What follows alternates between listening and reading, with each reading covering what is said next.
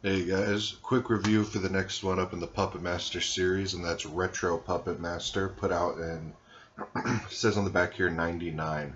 So, this one I was actually really excited to check out again, just because it had been years and years since I've seen it, probably since the VHS days. I rented this at Hollywood Video way back in the day. But, yeah, this is my first time seeing this in a long, long time, practically new. And honestly, I forgot how bad the movie was. Essentially, it goes Andre Toulon. He's telling Blade and the other puppets like a bedtime story type thing when they find the head of one of his old puppets, Cyclops, and it goes way back in the day to where young Andre Toulon, where he's first starting out, and it kind of messes up the stuff kind of said in the part 2 and 3 where uh, it showed in part 2 and 3 how he got the secrets for the puppet animation, and then this one it's a different way he finds it out, but it is what it is. You just kind of roll with it with the Puppet Master franchise. But he has a puppet show, and it's way back in the day, and there's two people sent from Sukta from part 4 and 5 actually, to go retrieve the info and all that, and that's the general storyline. It's basically just another origin story that's a lot worse than part 3, which was already an origin story. But the acting in this is atrocious. Even Greg Sestero, who's famous for The Room, playing Mark in that movie, which I love that movie, and it's cool. That's the only saving grace for me with this film is seeing Greg Sestero as Andre Toulon the whole movie. I mean, his accent and everything is really bad, and it's just laughable acting. And I just realized this is PG-13.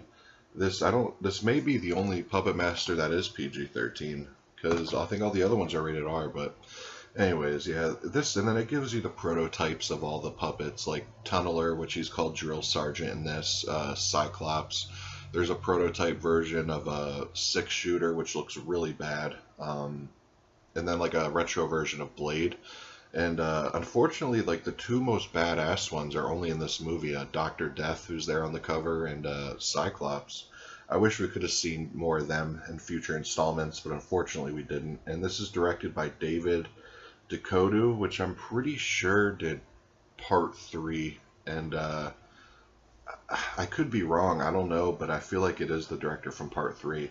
But yeah, the Blu-ray looked okay. I mean, there were some parts that looked good, there were some parts that looked bad. It was a passable Blu-ray. Nothing too amazing that would, really blow me away. I mean, it was entertaining to a certain degree. I don't think I'd watch it anytime soon, but it's cool to have. And if I do watch it again, which I'll get to the special features now, there's a new director's commentary with David Duchovny and Greg Sestero, which I'm actually interested in hearing the commentary with Greg Sestero. And I did listen to a little bit of it, and the audio is a little shoddy on that. You could tell, I feel like they're not in the same room. Like the mics seem different volumes and stuff, so I feel like they're like phoning that in, like literally. 2 hours of rare behind the scenes footage with optional director's commentary on the behind the scenes, so that's pretty cool. Original video zone and full moon trailers. So, I don't find this as bad as the next one, and it ain't nearly as good as the one that came before this, but this is an okay entry. It's not too bad. It's cool to have the fact that I went retro or whatever, so you know what I mean. That's just my quick review on that. It's worth a watch if you're watching the whole franchise.